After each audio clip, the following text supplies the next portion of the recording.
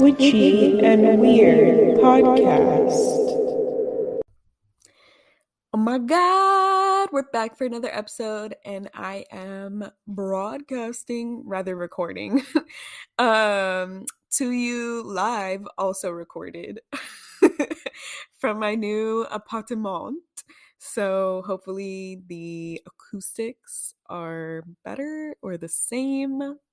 And I'm also dog sitting, so hopefully my sister's dog doesn't make a bunch of noise because she likes to bark when she hears people outside. So here's to hoping. But anyways, hello everyone. I'm so excited to be here for this new episode, and I just want to thank all the listeners who have been sharing their amazing feedback. It really warms my heart, and it really just puts everything into perspective for me, and it validates me because I'm a 3/5 manifesting generator, and I do hope to get a human design person on soon.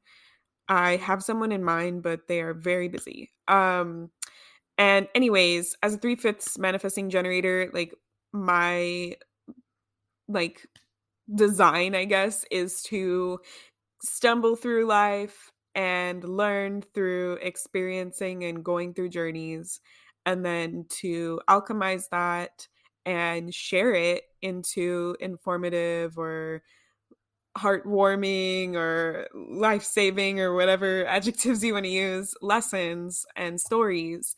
And that's literally the point of this podcast. So when I hear from you all that oh, it's just talking to a friend, or it helps me reprogram or reframe or inspires me, that is literally you're singing to my cells.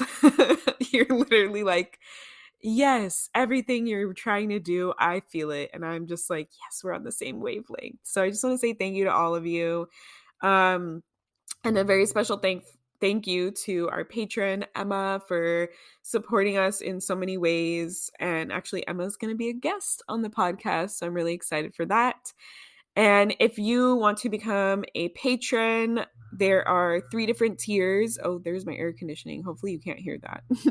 There are 3 different tiers. So the first tier is $5 a month, and you get access to, when we do shows, early ticket sales, and you get access to the patron portal. So you'll be added to close friends on Instagram, and I've been doing some really funny witch memes and just personal stuff about what do I eat during the day and what I'm feeling and things like that.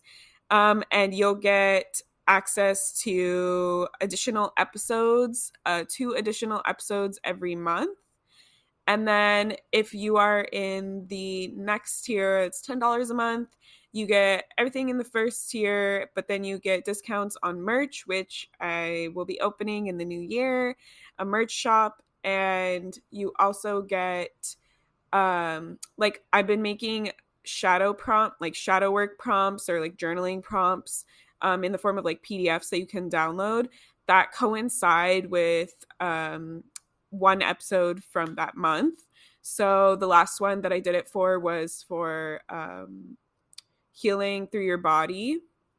I forgot what the actual episode is, episode 16.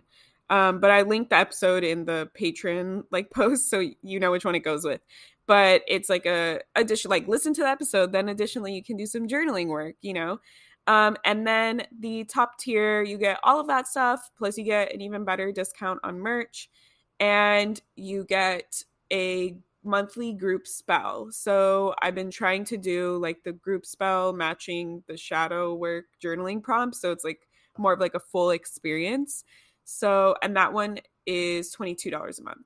So yeah, I have the Patreon in the show notes as a link, and I have it on my Instagram, or you can just go to patreon.com/witchyandweirdpod, and it will come up, and I would love that so much. The more supported, once we have at least 5 supporters for Patreon in our little coven community, I won't have to have ads anymore. So that's amazing. Wow, that was a really big diversion, but yeah, I'm really excited. Hopefully I listed off everything that's available in the Patreon. Um, yes. Okay. So, what are we talking about today? The energy, the magic, nope, the energy of magic. I keep flipping them around in my head. The energy of magic. So, this is very interesting. Like all week all week like I'm like, what do I want to say? What do I want to talk about? Cuz sometimes I'm like, ooh, this is a topic, and sometimes I'm like, let's meditate. What should I talk about? What is relevant? And it was really funny because yesterday I had a conversation with my little brother. He just turned 18 this year, so we're 8 years apart. He's not little, he's taller than me, but he is younger than me. And it was funny because like I always like talking to him about like all the witch stuff I do and like healing work I do and intuition stuff, and he's like into that kind of stuff, and he like wants to learn more, which is really cool. And he was like talking to me about certain stuff, and I'm like, oh, have you seen this, have you seen that? And we ended up talking about, like, I don't know if you've seen them, but there's these like videos, I've seen them on TikTok, of people like basically manipulating energy to move like objects around them. So you can actually like teach yourself how to do that. There's people that, I don't know, like I feel like you could teach yourself how to do everything, and a lot of like people say like, do you have this skill? Like only certain people have this skill. And I think when people say that, it's kind of just like, do you have the predisposition for it? Like do you naturally have like a stronger I don't know, like how do I describe this? I guess like the way that I like to see it is similar to like I'm a psychic, and it's like I didn't know that I could be a psychic, but I have like, I don't know if it's like a stronger version of the gift, or I'm open more, or I'm like more, I don't know. I don't know. Like it's like that extra like sizzle that you have, like you're like born already like ready for that.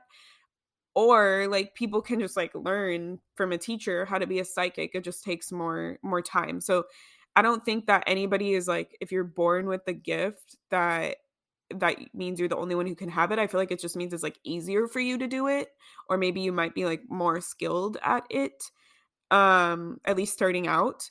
And then there's also like you can teach yourself how to do it, right? And I think those kinds of like posts where it's like, oh, do you have this skill, is a little bit limiting, because it's like, I don't have that, so I can't do that.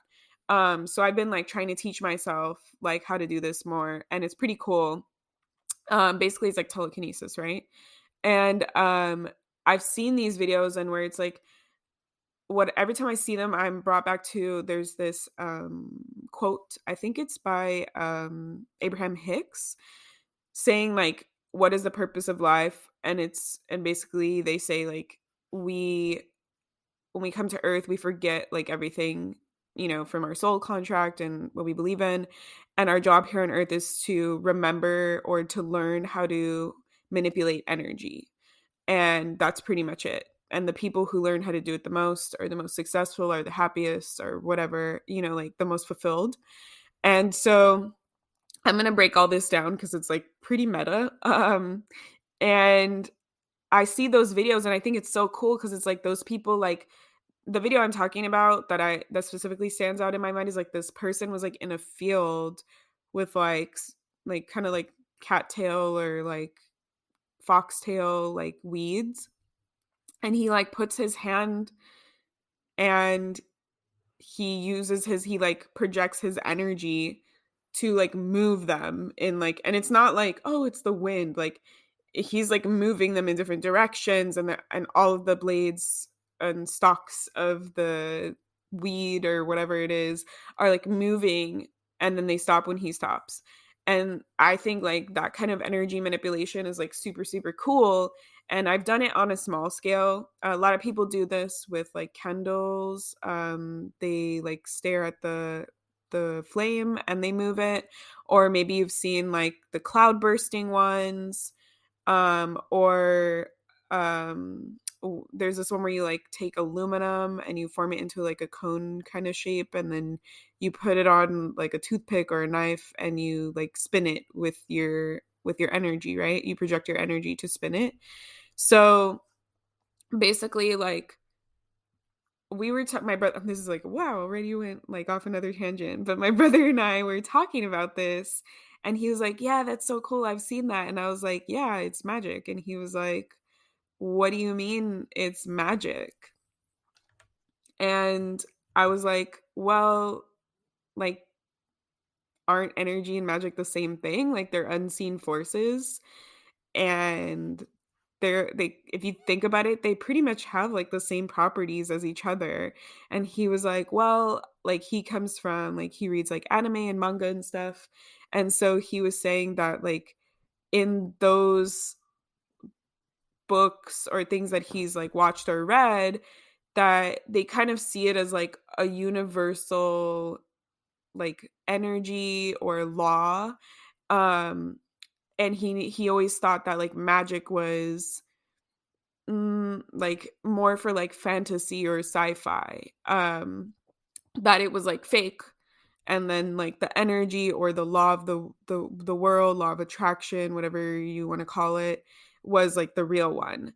And I was like, well, I mean, I feel like it depends on like what you think about and like what you believe in, but I was like, I really feel like they're the same thing. And like the more I was like kind of like I kind of realized that in the moment as I said it. And then the more I thought about it, I was like, yo, this is true. And so I just wanted to like talk more about that and like my personal views on it and my personal experiences with it, because I don't like, the more I sat down to write the outline for this, it felt kind of like conspiracy theory. It was like, oh my God, this and this and this. Like, it just felt it like it went deeper and deeper. And like I feel like me like saying like, oh, energy and magic are the same. Like, you might be like, yeah, okay. Yeah, I knew that. Like, totally. Like, why do I need to listen to this episode? But like, trust me, it's gonna be really cool. But it really like I felt the same way. I'm like, duh. But then the more I started thinking about it, I'm like, wow, this is really like profound. Like the downloads and the insights I was getting. Cause usually when I write my like outlines, I do it like right before I record. So it's like fresh in my mind. It's really just to get all my thoughts out and organize them. And then I feel like most of the time when I'm writing, like, I intuitively channel a lot of stuff. That's why I love writing. Um and it just like was like, oh, and this and this. And I'm like, whoa, whoa. So I just wanted to share all of that stuff with you. So let's get into it. Um so when we're thinking about, I feel like we need to like how I was kind of saying, like, magic and energy, they're both unseen forces. They both can neither be created nor destroyed. And I feel like they both work very similarly, where they're like, if you've read the law of attraction or the secret type of things, it's like they they're neutral forces that don't really work unless you put intention to them, right? Like, they're not good or bad.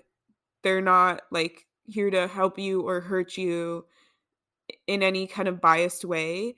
They're just here and you can manipulate them. And I think there might be some people who, like, when I'm saying manipulate, there's like a negative connotation um behind the word manipulate. So I just want to like kind of call that out and just like challenge you to don't think about it in terms of like, oh, you're a manipulative person, but like in the scientific or like the most basic, like, trying to be on biased terms, it is manipulation. Like, when you put your hand out and you make something move, you're manipulating it, right? Like, you're moving the energy, you're like, I wouldn't say overpowering it, but you're learning how to work with it, right? Like, you push a button, you're manipulating the button. Like, it's not like a bad thing. I just want to pose it that way.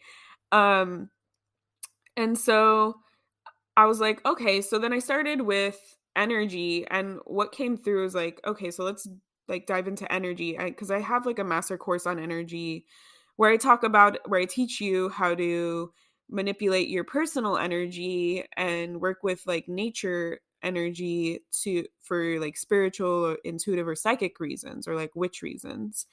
And I'm really into energy. That was like a big thing, a big piece for me in my like spiritual journey and my professional journey as a intuitive and healer and all these things. Like I became Reiki certified, and that's about like energy manipulation, right? And I started doing energy healing, and it became more than just Reiki. I do more than Reiki now. But that was a very, very, very big piece of like me feeling, I don't know, like helping me expand, helping me feel empowered, helping me connect to forces greater than what we are seeing, and having faith in that. Was the energy healing. Like when I learned how to work with energy, how energy worked, how to manipulate energy, I started connecting with it, being more sensitive to it.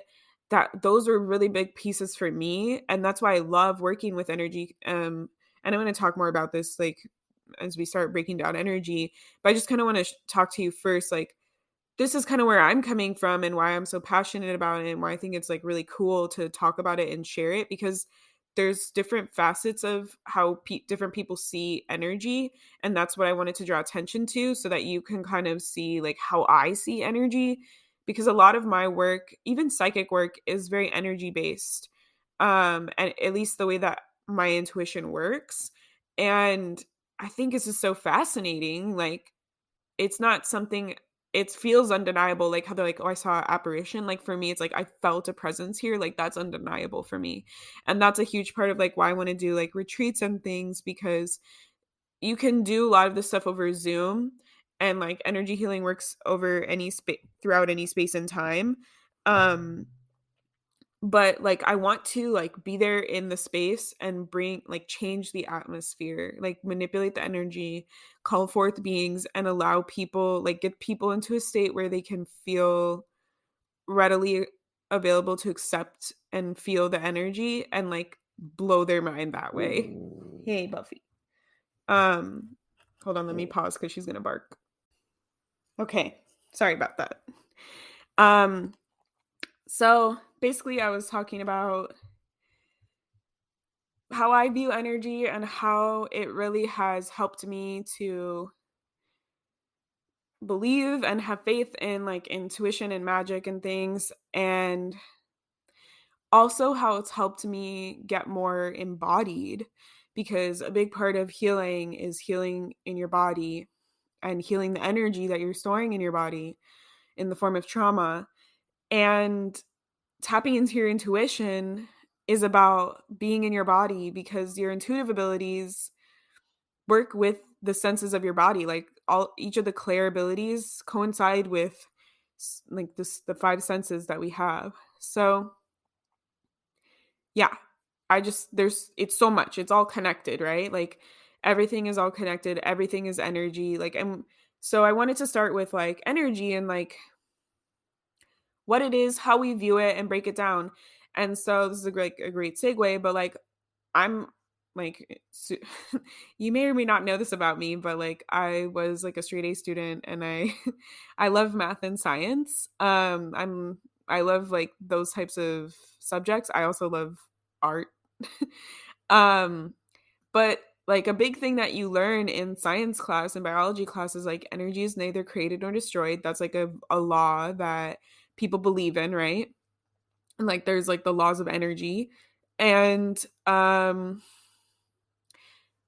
there's then you also learn that like everything is made of energy, that like everything is made up of atoms that are just vibrating at a certain frequency, and that creates like the hardness of wood or the softness of like fur, or like the liquidity of water. Like everything is made up of energy. And you know that I feel like that kind of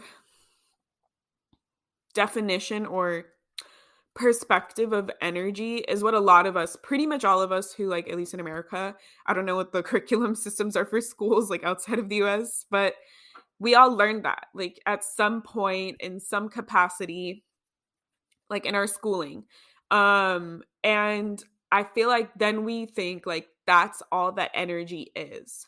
Like energy is just a scientific unseen substance that is measurable because they have, like power, electricity.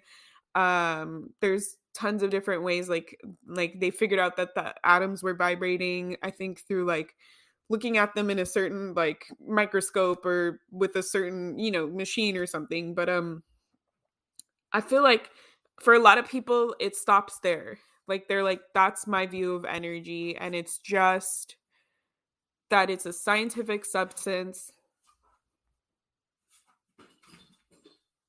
My dog is just like walking all over everything. Can you not? Can you not? Go sit down.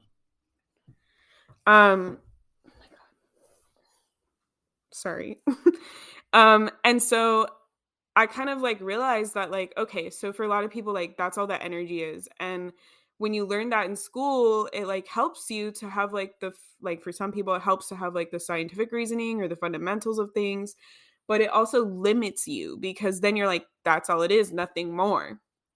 So then I started to think about like magic and other terms, and I realized that as a modern society, we have kind of like fractionated energy into these like sub categories and like made like new names or new terms for them. And that's the part that like kind of like blew my mind. So we have like energy as a scientific substance, right? As like a thing that if you believe, and even in that, like the energy is neither created nor destroyed, or everything is made up of energy. That is also like a school of thought, right? Like not everybody buys into that. So it gives you like the option for some people, but because a lot of us are taught like this is it in school, we are like, cool, that's what I believe in then. Um, and then we have like energy being viewed as like the soul.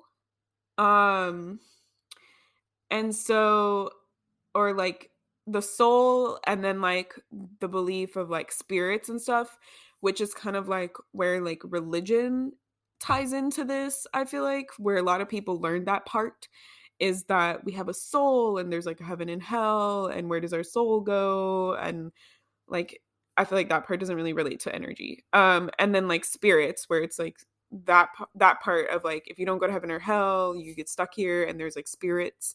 And that even in like ghost hunting, if you think about it, like they use like scientific technology that measures like the energy in the room.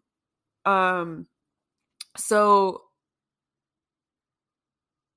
I'm trying to remember, sorry, just like totally disassociated. So basically, like we have energy as a scientific thing, and now we're adding, okay, the soul. Because I feel like when I think about like what animates us as humans, like what gives us life, like you can look at it at the scientific like level, but then people buy into like the idea of the soul, that it's like the soul is what powers us, and when we die the soul leaves us, and then the soul gets reincarnated into another living being, or it goes somewhere to be a spirit guide, or whatever. And that is kind of like, when you think about it, the same definition as like energy is neither created nor destroyed. It's like your soul is not like destroyed, it's just recycled, it's going somewhere else. Or if you don't believe in reincarnation, then it's like your soul goes somewhere, it goes to heaven or to hell, and it's still there, like it's not ceasing to exist, right? um and with like the idea of like reincarnation in old souls, it's like, when was your soul made? Like how long, how many lives have you had, and all these things, and the balance of things, right? So I think that the soul is kind of like another facet of energy. And because it's also an unseen thing that we have to have faith in, and is like not really easy to measure, we just know that we're more than just neurons and energy, like interactions in our body. Like we have like thought processes, and we have like love and emotion. Like we're more than just like the TV turns on with energy, right? Like we're more than that. So I think that that's kind of where you start to see where energy and magic are the same. um So moving on from like the soul and like spirits, so into spirits, like as a psychic, the way that I was taught mixed with what I've like learned, because I don't always accept, I've learned to not always accept the way that you were taught, right? Um, the way that psychics access information and communicate with past loved ones um, is very unique, but it also illustrates energy. So basically, the belief that I believe in is that as a psychic, they call us like a medium because we're kind of like the middleman. Like we have a sitter, someone who is like paying for the reading, um, and they ask a question. They want to know information. Then we are the middleman who then connects to that energy, and asks the question and then relays it.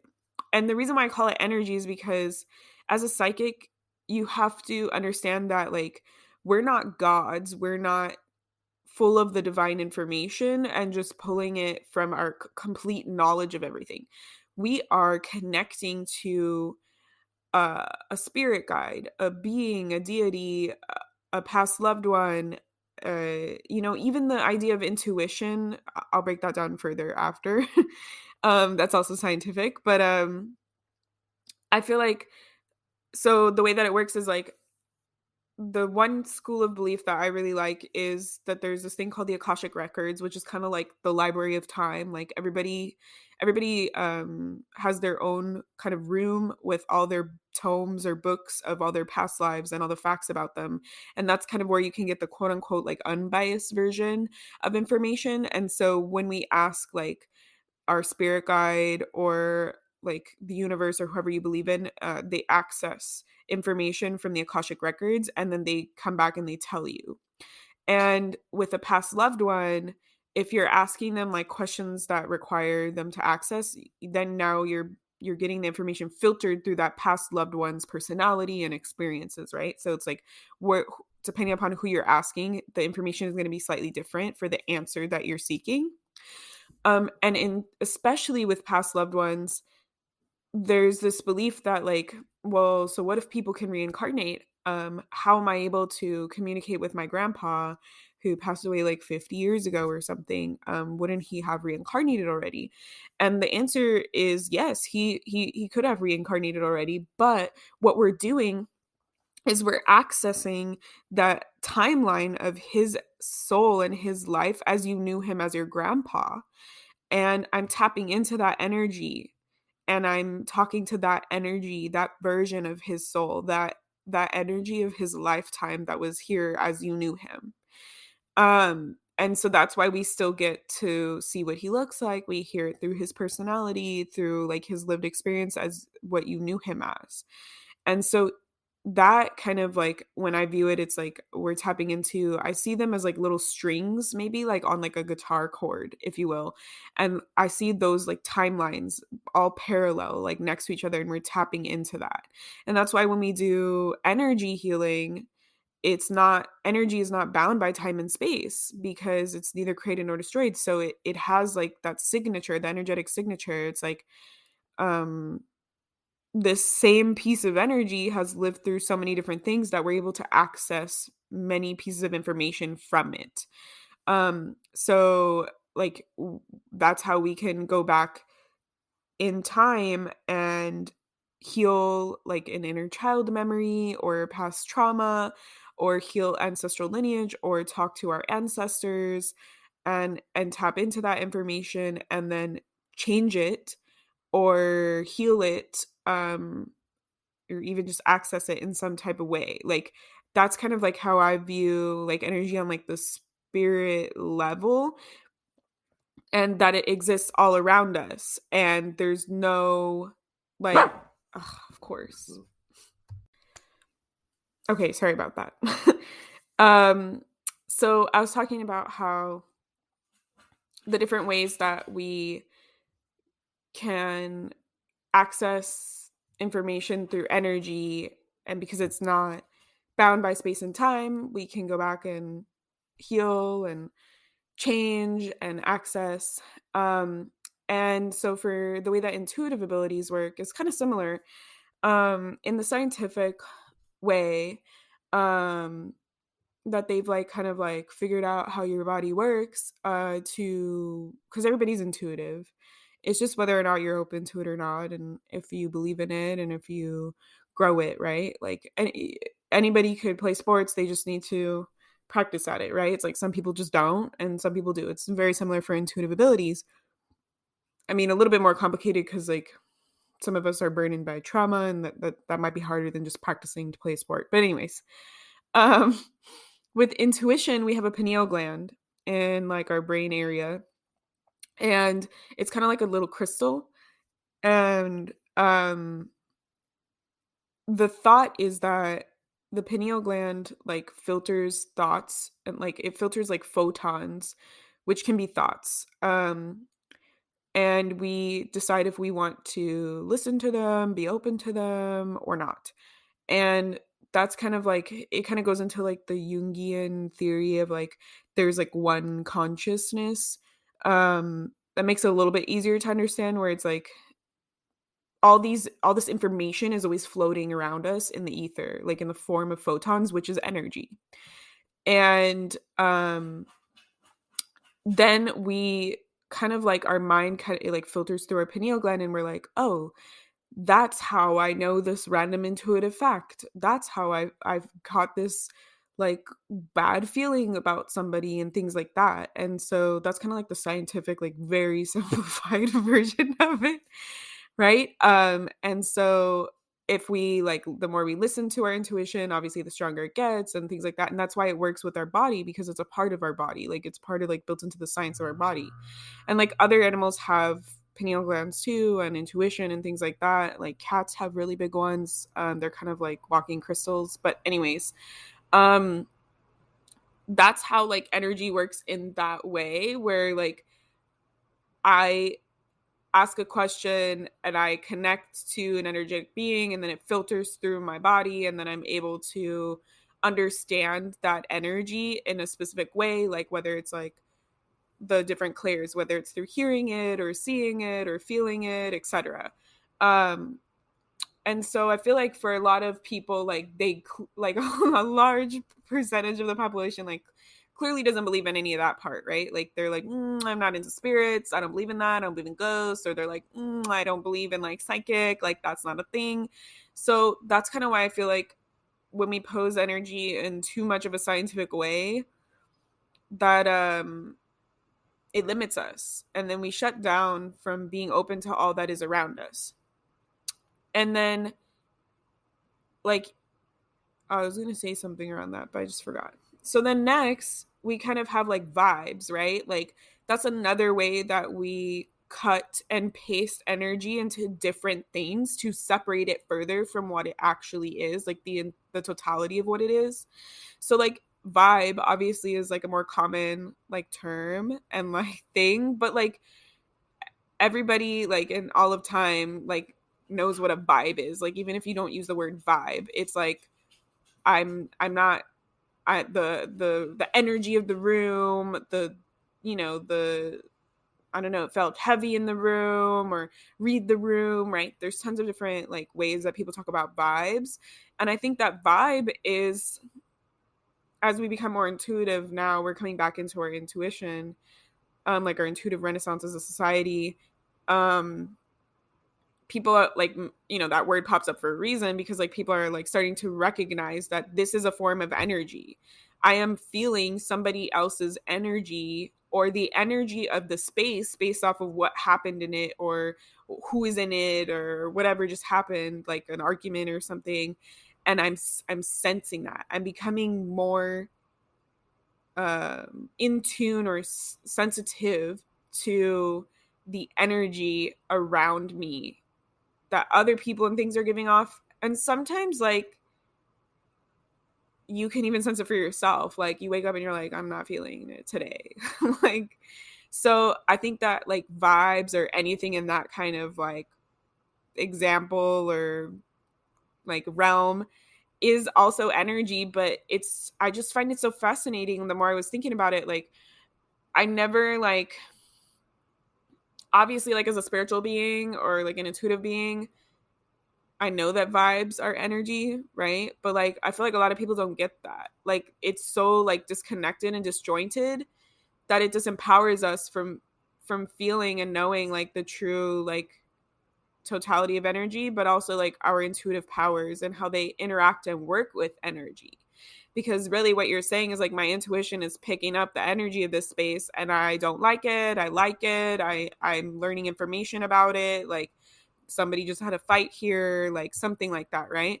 But instead we're kind of like belittling and diminishing it and saying like the vibes were off. And I know that's like obviously like an easier way or quicker way to like say it, but I think that it it's still important to acknowledge what that is and what you're tapping into.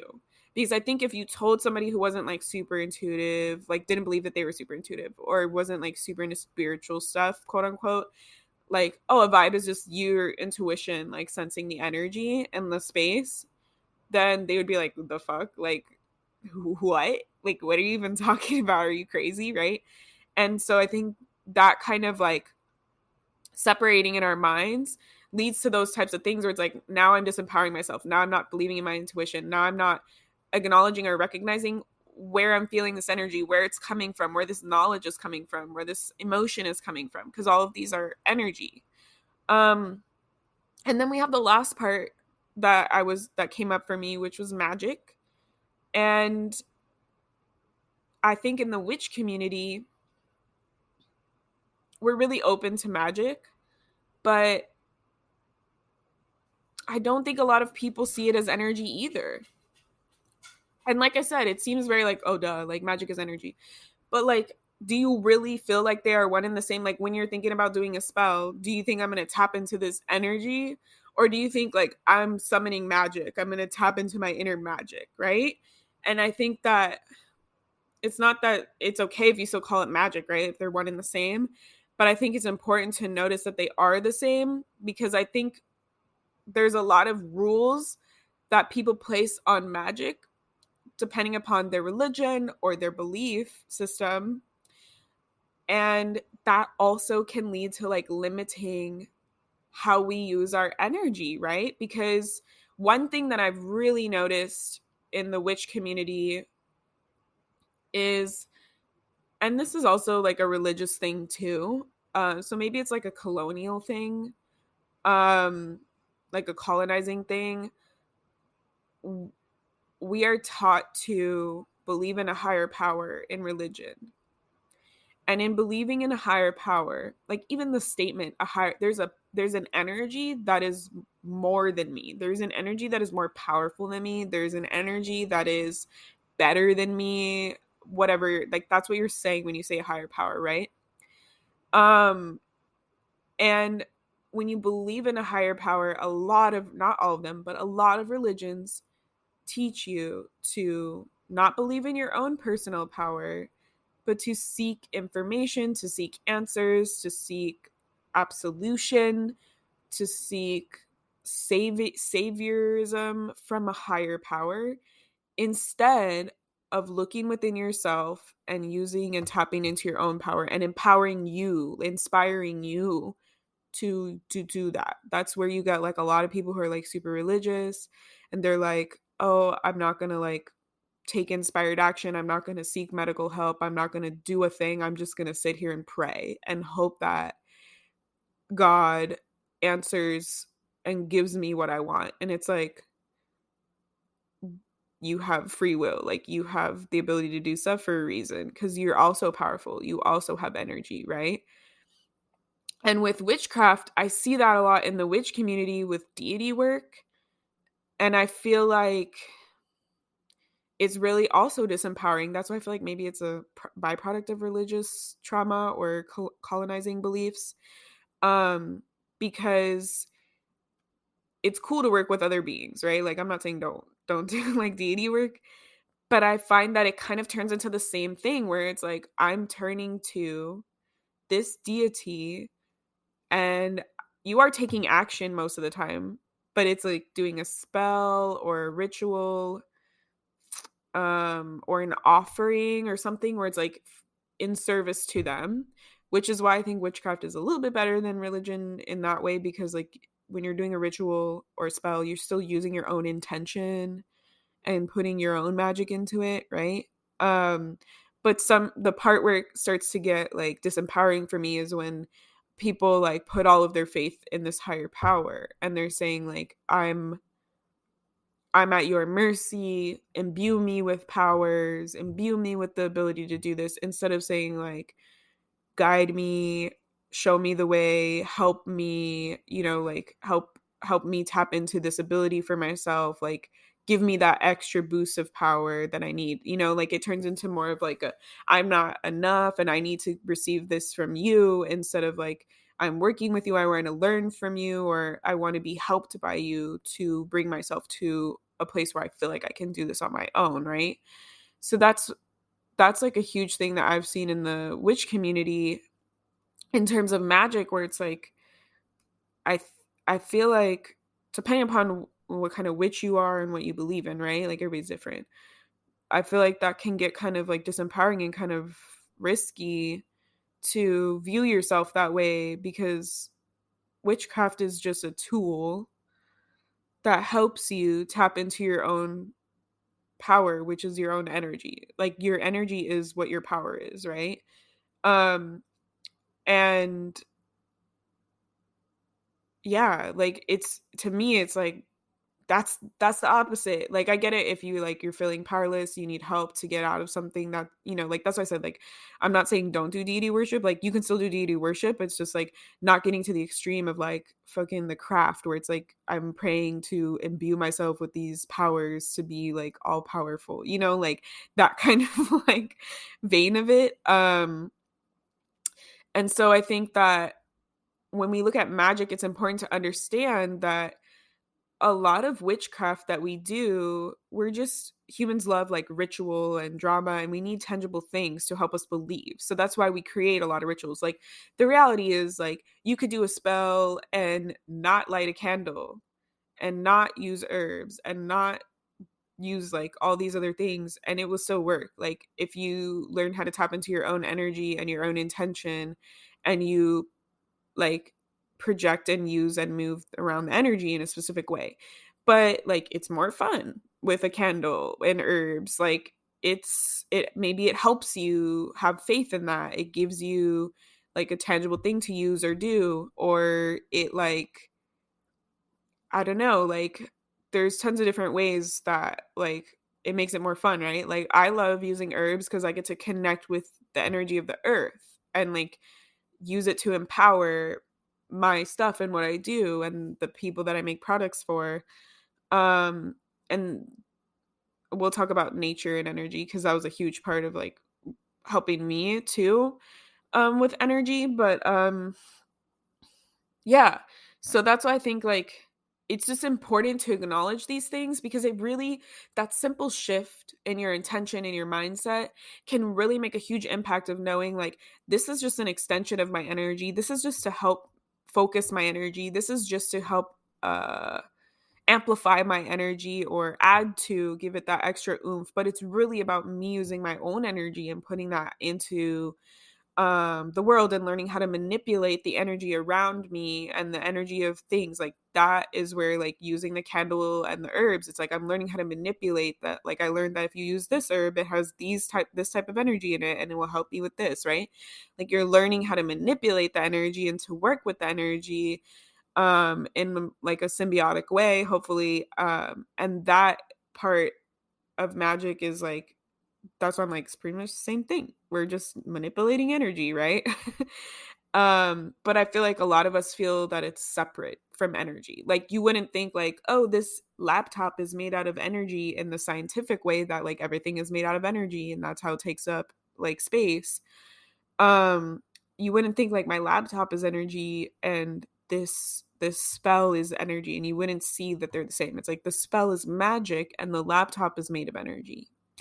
And so that's kind of like why I want to like bridge the gap, because um coming back to like the everything is energy and that statement of like our job is to learn how to manipulate energy.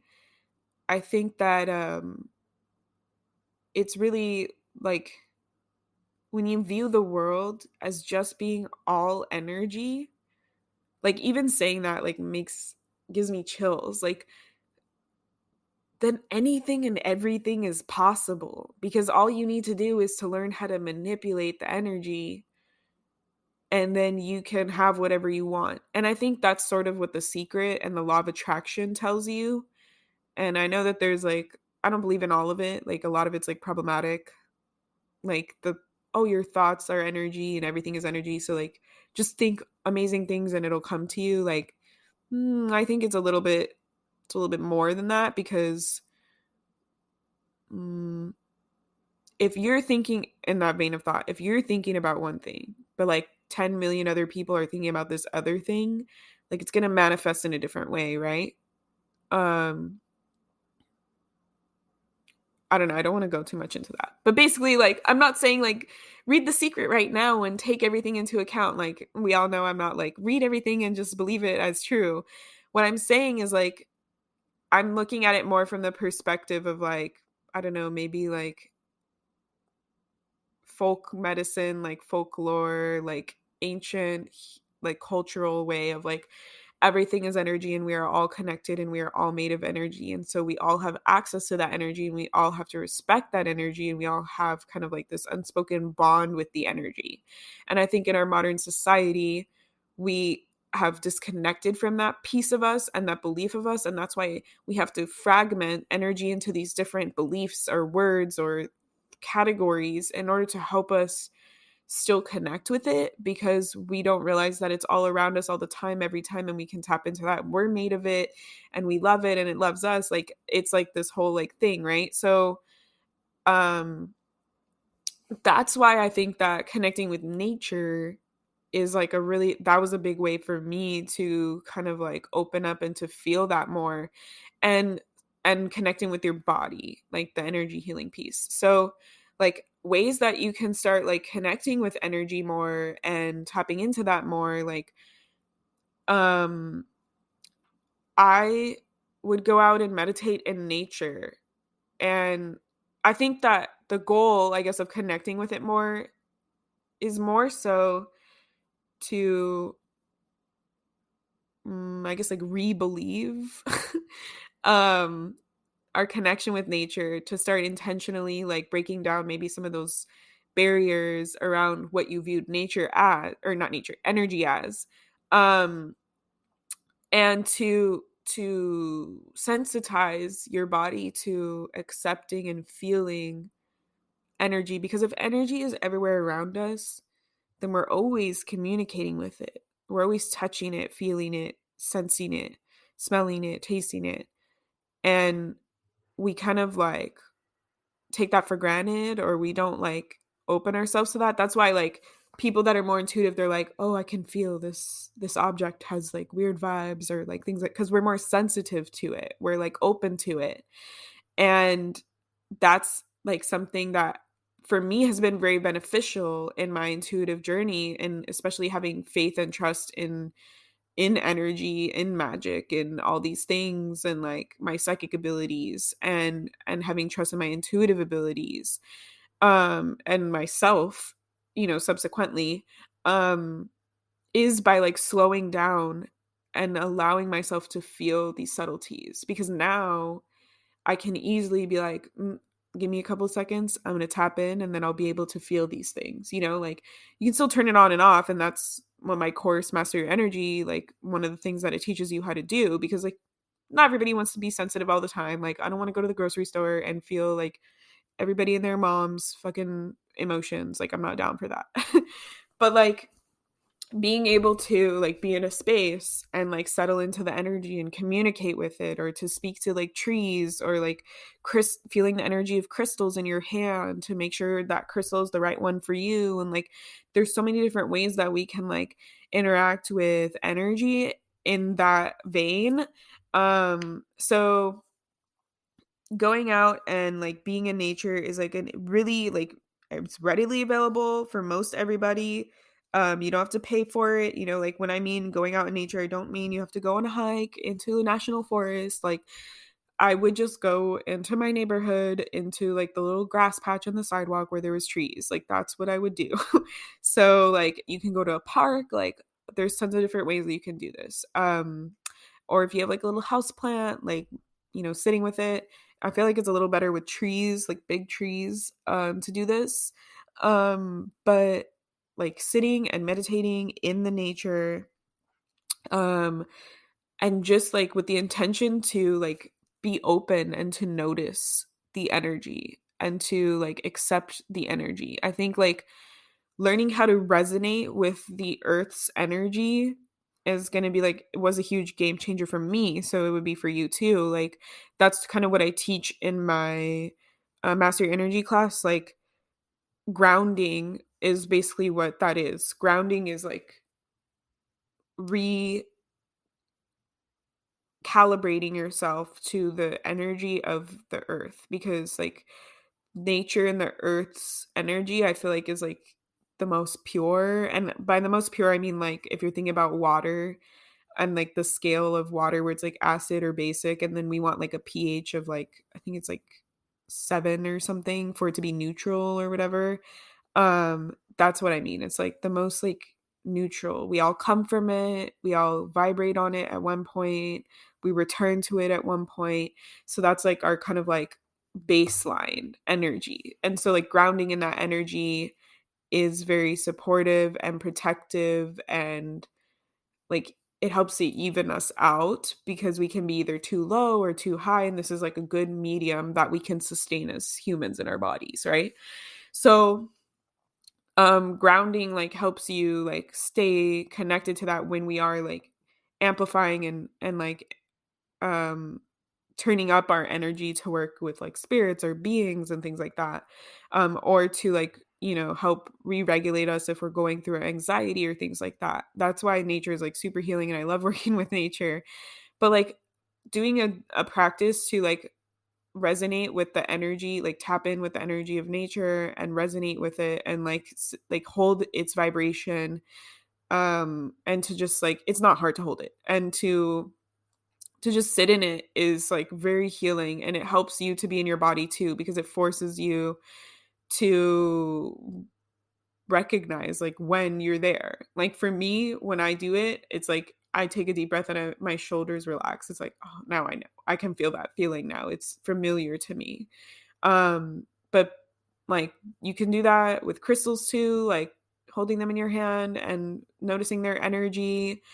Um, and it all of this that I'm talking about is a practice. So like it's gonna take some time. Don't expect to do it once and be like, wow, like I'm so amazing at this. Like, and don't get discouraged if you're like, I don't feel anything. Like it's practice to slow down and to allow yourself to experience the world in a more authentic way. Um, so the way that I started this actually was I read this book about like working or healing with the chakras, and they were saying to like feel the energy. You can rub your hands together like really quickly, like that, and then when they get really hot, then you kind of like pull them apart, and you can like focus on feeling the energy in between your hands, that the energy that your hands are giving off. And they tell you like, when I did it, it felt like a magnet. Like when you put two magnets on the same polarity and it pushes against you, like that's what you're feeling is the energy, right? And so like you start to like call your personal energy in between your hands, it as like I picture it as like a ball. And then you can like feel it form. You start to feel like something in between your hands. And then as you can start to feel it form, you can like move your hands like closer and farther apart, and you can kind of feel that push and pull like as if it were a magnet. And that's like learning how to manipulate energy to feel your own personal energy. And then as you like get better, you can move your hands farther apart and feel it expand and allow it to expand into the full space of your hands. and then contract, and then you can like throw it from one hand to the other and feel it. So it's like learning how to manipulate energy in that way. You can start with just your own energy and just keep practicing that. And that's going to help you to slow down and feel your personal energy. Then you can start like doing that for, like I said, crystals or plants or trees. And like some of us already do it, where you're like walking to the room and you're like, oh, you're having a bad day. I can sense that. You're sensing people's energy, right? So just like doing that more is going to help you to be in your body. So like also other embodiment practices that you can do, like yoga was a really big one for me. And I don't mean like you need to do like hot sweaty yoga, like just basic like stretching where you're breathing and going slow. Like it's not about doing the poses like the hardest way or the longest. For me, what it was about like intentionally saying like I'm going to be here in my body, and when I stretch my leg, like there's some yoga like teachers or videos that like they're like, okay, we're gonna go quickly through this flow. Like, you don't want to do a flow one. You want to do one where it's like a slowing down, like stretching one, where it's like, okay, and they tell you like as you're like doing this, push down from your heel and pull from your hip, and like doing that kind of stuff where you're like just stretching and feeling like putting your intention and energy into the muscle to activate it. That's going to help you to feel the energy in your body and to feel how to move the energy in your body. I did it through like dancing as well, like not like dancing quickly doing a choreography, but like I literally will close my eyes and drop back into my body and just move however my body wants to be moved. And usually it's like very slowly and it's kind of like stretching in a way, and that I can start to feel like the energy activate in like my chakras or like in my hips and things like that. That's like ways that you can start to be more sensitive to it. Um and then I was talking about earlier, like other ways. So, like, there's cloud bursting, which is like when you go outside and you focus all your intention and your energy on like literally bursting a cloud, like breaking up a cloud into pieces. Again, all of these things take practice. And then with candles, people do it with flames, where you like you project your energy into making the flame go straight up, but get higher and higher, or making it sway side to side. um, and you can also do this with like the cone, like you take aluminum foil and you make it into like this loose cone shape. You put on like the tip of a knife or like a toothpick and like set it inside of a cup to make sure it's like standing up. Make sure obviously there's like no wind and stuff. And then you can use your hands at first, and then afterwards you can learn how to project your energy without using your hands, but you just want to try and like spin it. So you want to get like something light, but that is like energy conductive, like aluminum, and you want to spin it. And so I will say, like, for me, I've practiced this a few times. It really helps with your belief in yourself because you're like, whoa, I did a thing. That's so cool. And also it helps you to learn how energy works, because when I was first doing it, I was coming at it from a very like 3D human, like American idea, where I was like, I'm gonna force the thing to move. I'm gonna overpower it so that I'm gonna send it so much energy that it has to move. And it's like I learned quickly that it wasn't about that. It was about sending my energy and giving it energy and then asking it to move or allowing it to move, where it's like we're working together, we're in a symbiotic relationship together, and we're moving the energy. I'm not overpowering it, I'm manipulating it, I'm using it, I'm learning how to work with it. I'm not like siphoning it or like pushing it away. So that was really cool when I like figured that part out. Um so I didn't realize it's already been over an hour. But yeah, I hope this like turned the wheels in your head about seeing the world differently and seeing how energy works and how we can interact with it differently. And I think that like I shared like a lot of what I've learned and a lot of what has worked for me, and like popular fun ways we can learn to work with energy. Obviously there's like a bajillion ways more, and the whole point of this is for you to like tap into your intuition and to to see what works best for you, and to find ways that you can like work with energy that are different than the norm, because I'm all about that. Like I've learned in my journey that like the more we unplug and do things our own weird and quirky way, or whatever words you use that resonate with you, the better everything will be, the better your life is. Honestly, it feels more fun to me to like I'm the kind of person that's like I don't want to be like on trend. Like I don't want to do what everybody's doing. And so like for me it's more fun to be like I get to do it my way. Like I get to freaking talk to trees, and like I'm not saying that I'm the only one in the world who does that, but I'm doing it in my unique way, in a way that feels good for me. And so like you can like keep practicing this, keep incorporating it in whatever way resonated with you, to allow it to open up your mind to everything and to more, right? Like there's a reason why spirits learn how to turn lights on and off, because it's energy, their energy. They understand the most basic law of the world, which is like energy.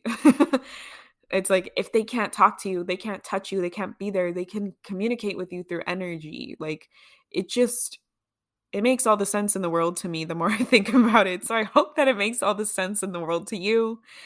And I'd love to hear how or what you did, or how it's going, and all these things.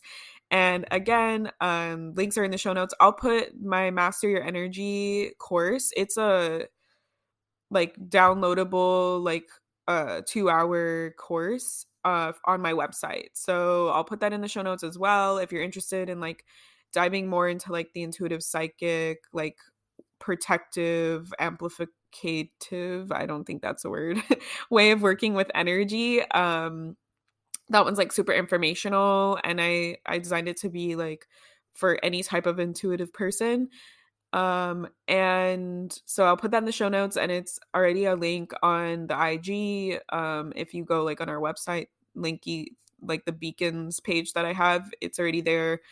And yeah, until next time, everyone, thanks for powering through all the dog stuff. I'm sorry if the dog bark was in your ear. I apologize.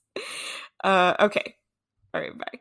If you love Witchy and Weird podcasts, support us by donating monthly for as little as 99 cents at anchor.fm/witchyandweird/support. You can cancel at any time, and 100% of the proceeds go directly to the pod. Or, if you don't want to commit to a monthly donation, buy Amanda a coffee at ko-fi.com/wishyandweird to help fuel them while they record, edit, create, and upload content for the podcast. And if you're feeling extra generous, leave us a review on Apple Podcasts or Spotify, and tell your witchy and weird friends about us too. Bye!